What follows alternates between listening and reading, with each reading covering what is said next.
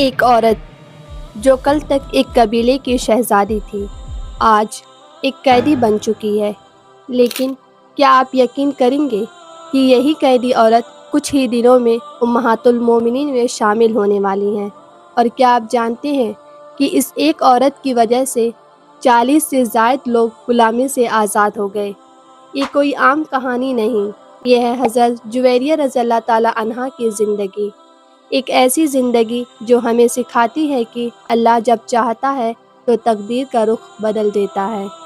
اسلامی تاریخ میں بعض واقعات ایسے ہیں جو صرف واقعات نہیں ہوتے بلکہ سبق ہوتے ہیں۔ حضرت جویریہ رضی اللہ تعالیٰ عنہا کی زندگی بھی انہی میں سے ایک ہے۔ وہ نبی کریم صلی اللہ علیہ وسلم کی زوجہ محترمہ ہیں اور امہات المومنین میں شامل ہیں، لیکن ان کا یہ مقام ایک عام راستے سے نہیں آیا بلکہ آزمائش، صبر اور اللہ کی حکمت کے ذریعے آیا۔ آج ہم ان کی زندگی کو شروع سے آخر تک ایک سینیمیٹک انداز میں دیکھیں گے۔ حضرت جویریہ رضی اللہ تعالیٰ عنہا کا اصل نام برہ تھا۔ وہ قبیلہ بنی مستلق کے سردار حارث بن ابی زرار کی بیٹی تھیں، یعنی وہ ایک عام لڑکی نہیں تھیں بلکہ عزت، طاقت اور سرداری ماحول میں پلی بڑھیں۔ ان کی زندگی میں عزت تھی، تحفظ تھا، قبیلے کا وقار تھا۔ پھر ان کی شادی ہوئی مصافع بن صفوان سے۔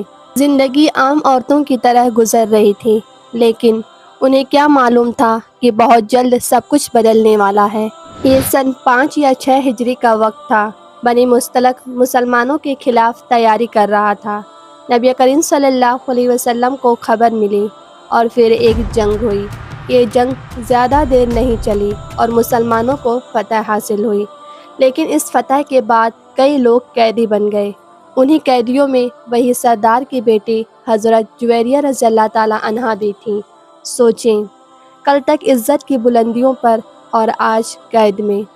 یہی وہ لمحہ تھا جہاں اللہ ان کی تقدیر لکھ رہا تھا۔ حضرت جویریہ رضی اللہ تعالیٰ عنہا صحابی ثابت بن قیس رضی اللہ تعالیٰ عنہ کے حصے میں آئیں۔ انہوں نے ایک فیصلہ کیا، مکاتبت یعنی آزادی کے لیے رقم ادا کرنے کا معاہدہ، لیکن مسئلہ یہ تھا کہ ان کے پاس کچھ بھی نہیں تھا۔ پھر انہوں نے ایک جرأت مند قدم اٹھایا، وہ خود چل کر نبی کریم صلی اللہ علیہ وسلم کے پاس گئیں۔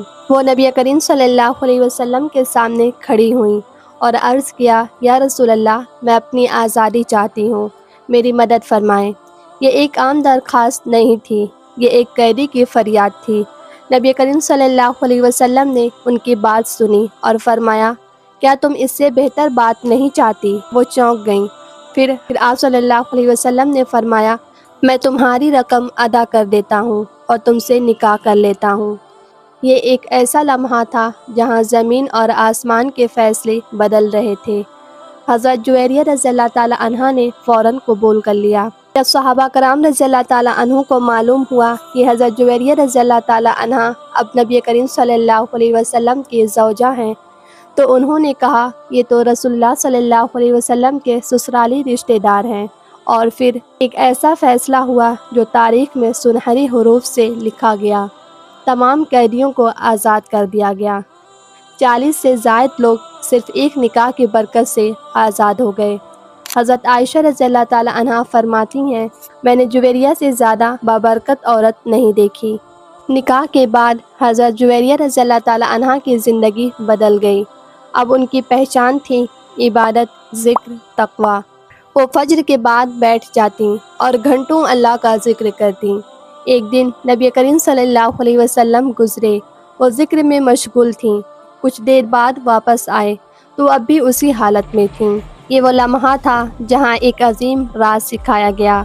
نبی کریم صلی اللہ علیہ وسلم نے فرمایا، میں تمہیں ایسے کلمات بتاتا ہوں جو تمہارے سارے ذکر سے زیادہ وزنی ہے۔ پھر آپ صلی اللہ علیہ وسلم نے فرمایا، سبحان اللہ عدد خلقہ، سبحان اللہ رضا نفسہ، سبحان اللہ وزنۃ عرشہ، سبحان اللہ مداد کلماتہ۔ یہ 3 مرتبہ پڑھنا ہے۔ یہ صرف الفاظ نہیں تھے، یہ ایک خزانہ تھا، ایک ایسی دعا جو وقت کو بھی پیچھے چھوڑ دے اور اجر کو کئی گنا بڑھا دے۔ حضرت جویریہ رضی اللہ تعالیٰ عنہا کی زندگی ایک مکمل سبق ہے۔ ایک قیدی عورت امت کی ماں بن گئی، ایک نکاح 40 سے زائد لوگوں کی آزادی بن گیا، اور ایک دعا عبادت کا خزانہ بن گئی۔ یہ ہمیں سکھاتی ہے اللہ حالات بدل دیتا ہے، صبر کبھی ضائع نہیں ہوتا، نیت خالص ہو تو مقام بلند ہوتا ہے۔ آج اگر ہم مشکل میں ہیں تو ہمیں یاد رکھنا چاہیے کہ اللہ کی مدد کسی بھی لمحے آ سکتی ہے۔ اگر آپ کو یہ کہانی پسند آئی تو اسے دوسروں تک ضرور شیئر کریں، کیونکہ علم پھیلانا صدقہ جاریہ ہے۔